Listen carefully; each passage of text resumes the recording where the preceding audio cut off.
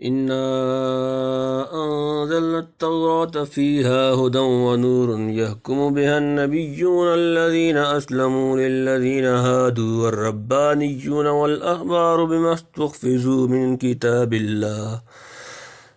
كتاب الله وكانوا عليه شهداء فلا تخشوا الناس واخشوني ولا تشتروا بآياتي ثمنا قليلا ومن لم يحكم بما أنزل الله فأولئك هم الكافرون وكتبنا عليهم فيها أن النفس بالنفس والعين بالعين والأنف بالأنف والأذن بالأذن والسن بالسن والجروح قصاص فمن تصدق به فهو كفارة له ومن لم يحكم بما أنزل الله فأولئك هم الظالمون وقفينا على آثارهم بعيسى ابن مريم مصدقا لما بين يديه من التوراة وآتيناه الإنجيل فيه هدى ونور ومصدقا لما بين يديه من التوراة وهدى وموعظة للمتقين وليحكم أهل الإنجيل بما أنزل الله فيه ومن لم يحكم بما أنزل الله فأولئك هم الفاسقون وأنزلنا إليك الكتاب بالحق مصدقا لما بين يديه من الكتاب ومهيمنا عليه فاحكم بينهم بما أنزل الله ولا تتبع أهواءهم عما جاءك من الحق لكل جعلنا منكم شرعة ومنهاجا ولو شاء الله لجعلكم أمة واحدة ولكن ليبلوكم فيما آتاكم فاستبقوا الخيرات إلى الله مرجعكم جميعا فينبئكم بما كنتم فيه تختلفون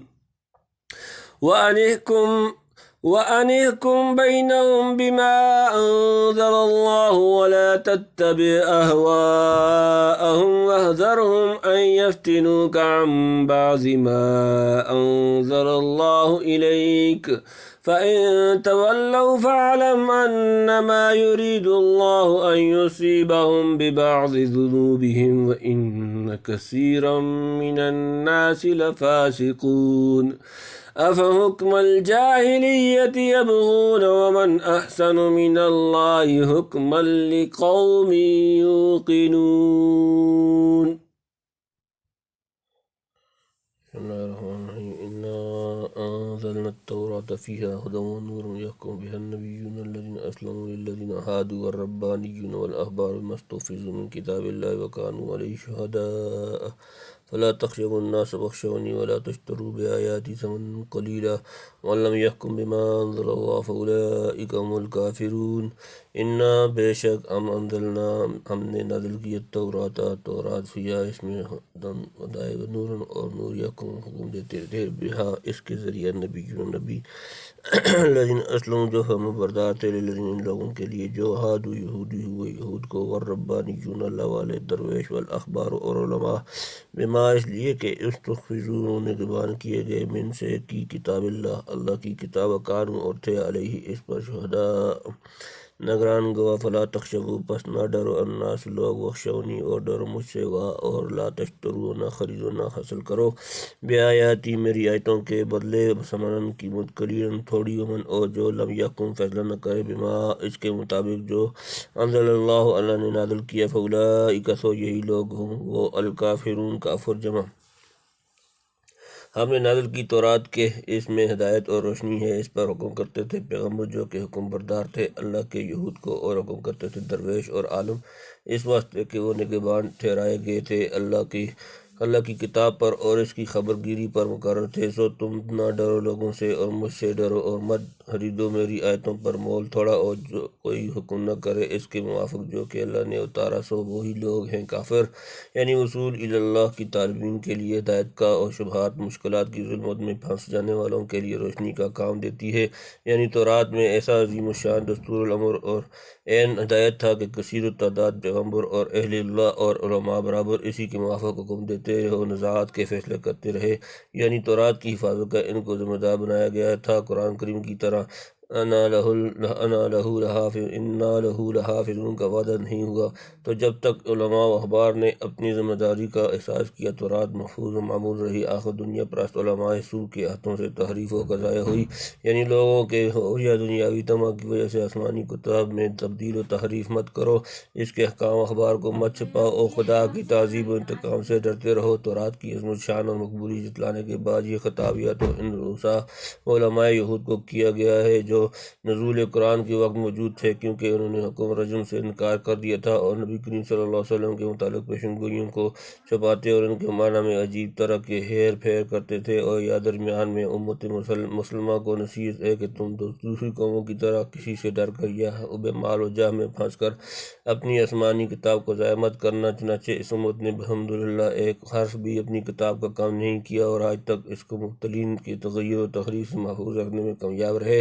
اور ہمیشہ رہیں گے۔ ما انزل اللہ کے موافق حکم نہ کرنے سے غالباً یہ مراد ہے کہ منصوص حکم کے وجود ہی سے انکار کر دے اور اس کی جگہ دوسرے احکام اپنی رائے اور خواہش سے تصنیف کر لے، جیسا کہ یہود نے حکم رجم کے متعلق کیا تھا۔ تو ایسے لوگوں کے کافر ہونے میں کیا شبہ ہو سکتا ہے؟ اور اگر مراد یہ ہو کہ ما انزل اللہ کو عقیدہ ثابت مان کر پھر فیصلہ عملاً اس کے خلاف کرے تو کافر سے مراد عملی کافر ہوگا، یعنی اس کی عملی حالت کافروں جیسی ہے۔ وَكَتَبْنَا عَلَيْهِمْ فِيهَا أَنَّ النَّفْسَ بِالنَّفْسِ وَالْعَيْنَ بِالْعَيْنِ وَالْأَنْفَ بِالْأَنْفِ وَالْأُذُنَ بِالْأُذُنِ وَالسِّنَّ بِالسِّنِّ وَالْجُرُوحَ قِصَاصٌ فَمَنْ تَصَدَّقَ بِهِ فَهُوَ كَفَّارَةٌ لَهُ وَمَنْ لَمْ يَحْكُم بِمَا أَنزَلَ اللَّهُ فَأُولَٰئِكَ هُمُ الظَّالِمُونَ۔ وَكَتَبْنَا اور ہم نے لکھا فرض کیا علیہم ان پر فیہا اس میں انا کے النفس جان بالنفس جان کے بدلے، والعین اور آنکھ بالعین آنکھ کے بدلے، والانف اور ناک بالانف ناک کے بدلے، والاذن اور کان بالاذن کان کے بدلے، والسن اور دان بالسن دان کے بدلے، والجروح اور زخموں جمع قصاص بدلہ، فمن پھر جو جس تصدق معاف کر دیا بھی اس کو، فہو تو وہ کفارۃ کفارہ لہو اس کے لیے، ومن اور جو لم یحکم فیصلہ نہیں کرتا بما اس کے مطابق جو انزلہ نازل کیا اللہ فاولئک تو یہی لوگ ہم وہ الظالمون ظالم جمع، اور لکھ دیا ہم نے ان پر اس کتاب میں کہ جی کے بدلے جی اور آنکھ کے بدلے آنکھ اور ناک کے بدلے ناک اور کان کے بدلے کان اور دانت کے بدلے دانت اور زخموں کے بدلے ان کے برابر۔ پھر جس نے معاف کر دیا تو وہ گناہ سے پاک ہو گیا، اور جو کوئی حکم نہ کرے اس کے موافق جو کہ اللہ نے اتارا سو وہی لوگ ہیں ظالم۔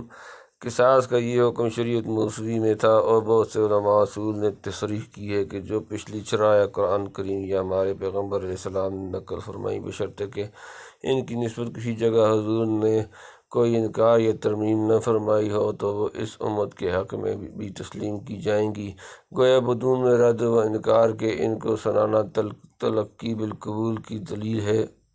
یعنی جروح کے قصاص کو معاف کر دینا مجروح کے گناہوں کا کفارہ بن جاتا ہے، جیسا کہ بعض حدیث میں اس کی تصریح آئی ہے، اور بعض مفسرین نے اس آیت کو جارح کے حق میں رکھا ہے، یعنی اگر مجروح نے جارح کو معافی دے دی تو اس کا گناہ معاف ہو جائے گا۔ والراجح الاول یہود نے حکم قصاص کے خلاف بھی تعامل قائم کر لیا تھا، ان میں بنی نذیر جو زیادہ معزز اور قوی سمجھے جاتے تھے، بنو قریظہ سے پوری دیت وصول کرتے، اور جب ان کو دینے کی نوبت آتی تو نصف دیت ادا کرتے۔ بنی قریظہ نے اپنی کمزوری کی وجہ سے ان سے اس طرح کا معاہدہ کر رکھا تھا۔ اتفاقاً بنی قریظہ کے ہاتھوں سے بنی نذیر کا آدمی مارا گیا۔ انہوں نے دستور سابق کے موافق ان سے پوری دیت طلب کی۔ بنی قریظہ نے جواب دیا کہ جاؤ، وہ زمانہ گیا جب ہم نے تمہاری قوت سے مجبور ہو کر یہ ظلم منظور کر لیا تھا۔ اب محمد صلی اللہ علیہ وسلم کی موجودگی میں محال ہے کہ کوئی قوی ضعیف کو کچل سکے یا دبا سکے، کیونکہ سب کو یقین تھا کہ آپ ہر ضعیف و قوی کے ساتھ یکساں انصاف کرتے ہیں۔ اقویاء کے مظالم کے مقابلے میں ضعفاء کی دستگیری فرماتے ہیں۔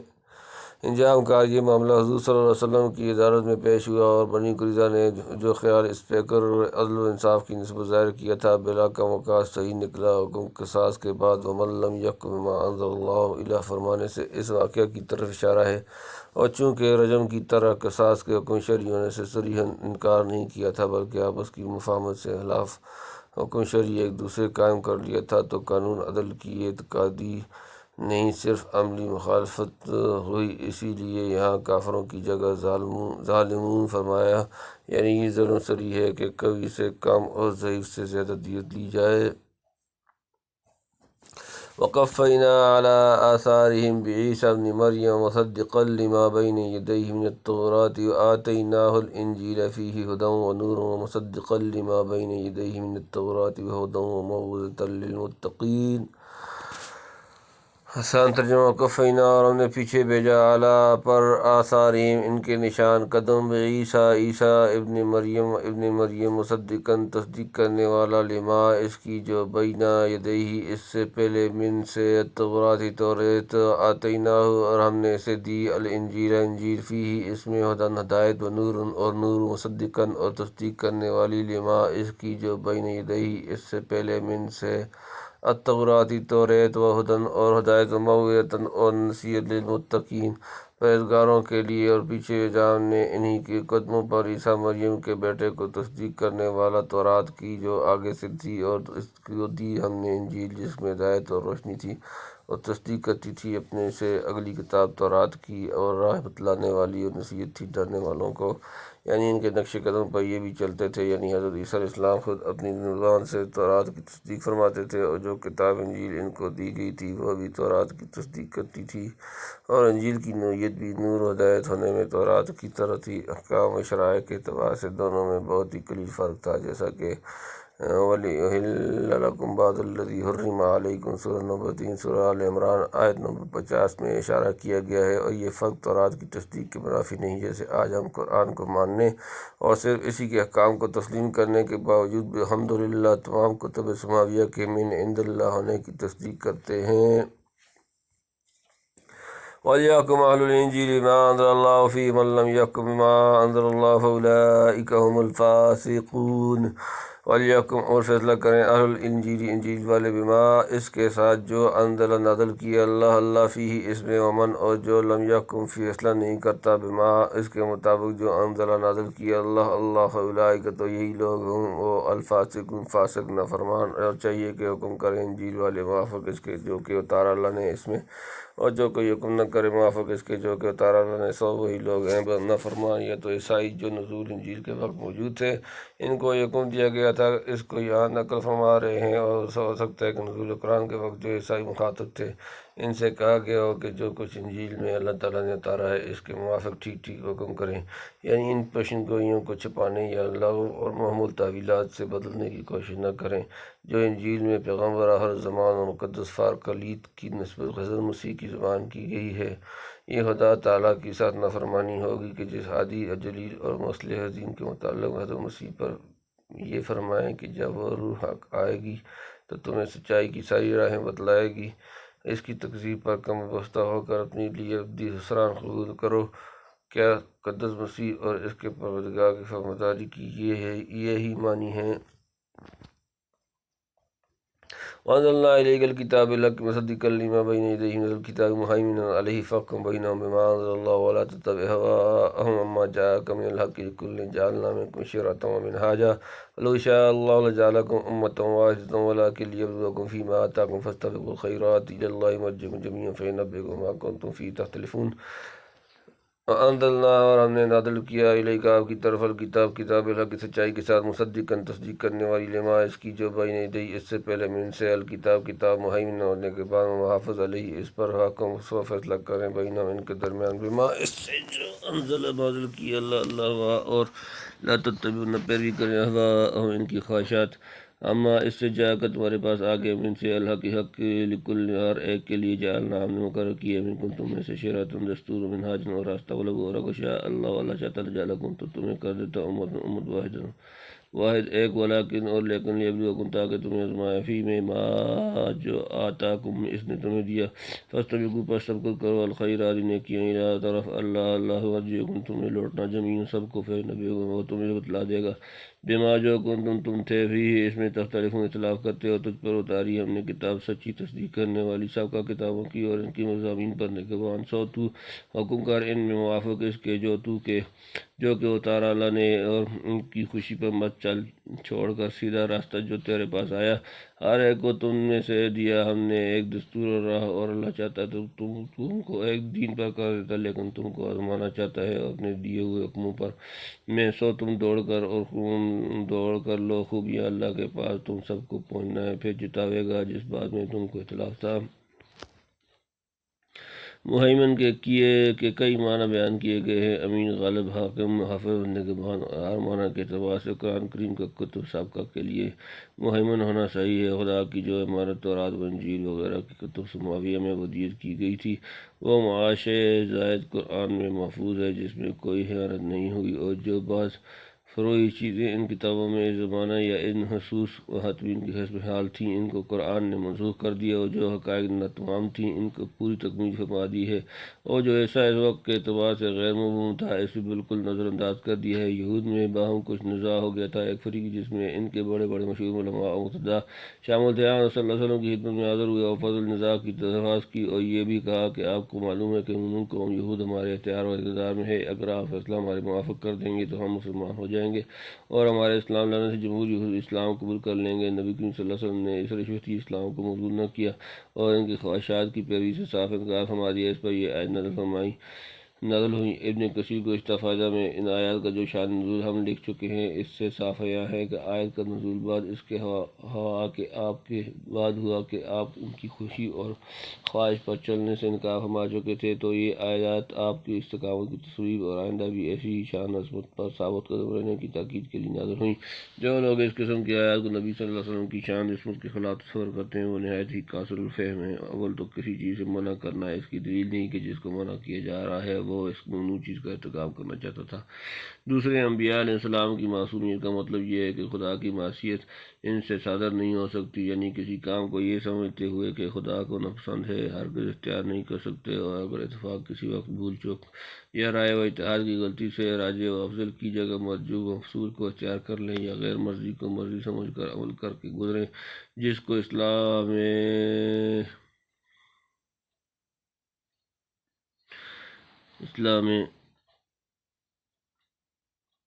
کہتے ہیں، تو اسی طرح کے واقعات مسئلہ عصمت کی منافی نہیں، جیسا کہ حضرت آدم اور بعض دیگر انبیاء علیہ السلام کے واقعات شاہد ہیں۔ اس حقیقت کو سمجھ لینے کے بعد وَلَا تَتَّبِعُوا مَا جَاءَكُم مِّنَ الْحَقِّ سورۃ نمبر 5 سورۃ المائدہ آیت نمبر 48، اور وَاحْذَرْهُمْ أَن يَقْتُلُوكَ عَن بَعْضِ مَا أَنزَلَ اللَّهُ إِلَيْكَ سورۃ نمبر 5 سورۃ المائدہ آیت نمبر 49، اور اسی طرح کی دوسری آیات کا مطلب سمجھنے میں کوئی خلجان نہیں رہتا، کیونکہ ان میں صرف اس بات کو متنبہ کیا گیا ہے کہ آپ ان ملعونوں کی ترمیح اور سخن سازی سے قطعاً متاثر نہ ہوں اور کوئی ایسی رائے قائم نہ فرما لیں جس میں بلا قصد ان کی خواہشات کے تباہ کی صورت پیدا ہو جائے۔ مثلاً اسی قصہ میں جو آیات کی شان نزول ہے، یہود نے کیسی یارانہ اور پرفریب صورت حضور صلی اللہ علیہ وسلم کے سامنے پیش کی تھی کہ اگر آپ ان کے حسب المنشا فیصلہ کر دیں تو سب یہود مسلمان ہو جائیں گے۔ وہ جانتے تھے کہ اسلام سے بڑھ کر دنیا میں کوئی چیز آپ کے نزدیک محبوب اور عزیز نہیں۔ ایسے موقع پر امکان تھا کہ بڑے سے بڑا مستقیم انسان بھی رائے قائم کر لے کہ ان کی ایک چھوٹی سی خواہش کے قبول کر لینے میں جبکہ اتنی عظیم و شان دینی منفعت کی توقع ہو، کیا مذائقہ ہے۔ اس طرح کے خطرناک اور مضلۃ الاقدام موقع پر قرآن کریم پیغمبر صلی اللہ علیہ وسلم کو متنبہ کرتا ہے کہ جو قبول کر بھی کوئی ایسی رائے قائم نہ کر لیجیے جو آپ کی شان رفیع کے مناسب نہ ہو۔ حضور کا کمال تقویٰ اور انتہائی فہم و تدبر و نزول آیت سے پہلے ہی ان ملعین کی مکر و فریب کو رد کر چکا تھا، لیکن فرض کیجیے اگر ایسا نہ ہو چکا ہوتا تب بھی آیت کا مضمون جیسا کہ ہم تقریر کر چکے ہیں حضور کی شان عصمت کے اصل مخالف نہیں، یعنی خدا نے ہر امت کا آئین اور طریقہ کار اس کے احوال و استعداد کے مناسب جداگانہ رکھا، اور باوجود کہ تمام انبیاء اور ملل سماویہ اصول دین اور مقاصد کلیہ میں جن پر نجات ابدی کا مدار ہے باہم متحد اور ایک دوسرے کے مصدق رہے ہیں، پھر بھی جزیات اور فروع کے لحاظ سے ہر امت کو ان کے ماحول اور مخصوص استعداد کے موافق خواہ ہدایت کی ہیں۔ ہدایات دی گئی۔ اس آیت میں اس فروعی اختلاف کی طرف اشارہ ہے۔ صحیح بخاری کی ایک حدیث میں جو سب انبیاء علیہ السلام کو آپس میں اولادی بھائی فرمایا ہے جن کا باپ ایک ہو اور مائیں مختلف ہوں، اس کا مطلب بھی یہی ہے کہ اصول سب کی ایک ہے اور فروع میں اختلاف ہے، اور چونکہ بچہ کی تولید میں باپ فاعل اور مفیس اور ماں قابل اور محل افادہ بنتی ہے، اس سے نہایت لطیف اشارہ اس طرف بھی ہو گیا کہ شرائع سماویہ کا اختلاف مخاطبین کی قابلیت و استعداد پر مبنی ہے، ورنہ مبدا فیاض میں کوئی اختلاف و تردد نہیں۔ سب شرائع و دیان سماویہ کا سرچشمہ ایک ہی ذات اور اس کا علم ازلی ہے، یعنی کون تم میں سے خدا کی ملکیت مطلقہ، علم محیط اور حکمت بالغہ پر یقین کر کے ہر نئے حکم کو حق و ثواب سمجھ کر بطوع و رغبت کو قبول کر لے، اور ایک وفادار غلام کی طرح جدید حکم کے سامنے گردن جھکا دینے کے لیے تیار رہتا ہے۔ یعنی شرائع کے اختلاف کو دیکھ کر خام خواہ کی کیل و کال اور کج بحثیوں میں پڑھ کر وقت نہ گواؤ۔ اصول اللہ کا ارادہ کرنے والوں کو عملی زندگی میں اپنی دوڑ دھوپ رکھنے چاہیے، اور جو عقائد، اخلاق اور اعمال کی خوبیاں شریعت سماویہ پیش کر رہی ہے ان کے لیے لینے میں چستی دکھانی چاہیے۔ تو انجام کا خیال کر کے حسنات و خیرات کی تحصیل میں مستعد دکھلاؤ، اختلافات کی سب حقیقت وہاں جا کر کھل جائیں گی۔ وعلیکم بینہم بما انزل اللہ ولا تتبع اہواءہم واحذرہم ان یفتنوک عن بعض ما انزل اللہ الیک فإن تولوا فاعلم انما یرید اللہ ان یصیبہم ببعض ذنوبہم وان کثیرا من الناس لفاسقون۔ اور یہ کہ احکم فیہ فیصلہ کرے بینہم ان کے درمیان بما اس سے جو انزل نازل کیا اللہ ولا تتبعوا نہ چلو اہواءہم ان کی خواہشیں، واحذرہم اور ان سے بچتے رہو، ان کے یفتنون کا بکان دیں ان سے بعض کے کسی ما جو انزل نازل کیا اللہ علیہ آپ کی طرف، پھر اگر تولوا منہ موڑ جائیں فعلم تو جان لو انما صرف یہی یرید چاہتا ہے اللہ ان کے یصیبہم انہیں پہنچا دے بسبب بعض ذنوب ان کے گناہ و ان اور بے شک کثیر اکثر من سے الناس لوگ فاسقون نافرمان۔ اور یہ فرمایا کہ حکم اگر ان میں موافق اس کے جو کہ اتارا اللہ نے، اور مت چل ان کی خواہش پر اور بچتا رہے ان سے کہ تجھ کو بکا نہ دیں کسی